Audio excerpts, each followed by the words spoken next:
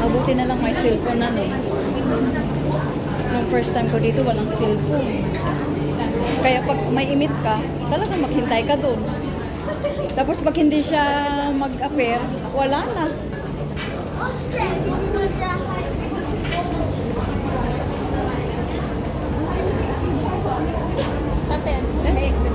Oo, exit. Magpakinidite, uwi ka na. Di ba, at least alam mo na yung adamot experience mo, titrain nun, di ba? Sa Maynila.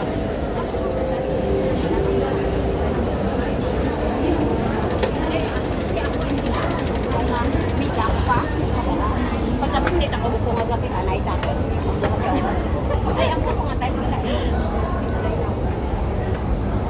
Makita na kami ang mga gawin.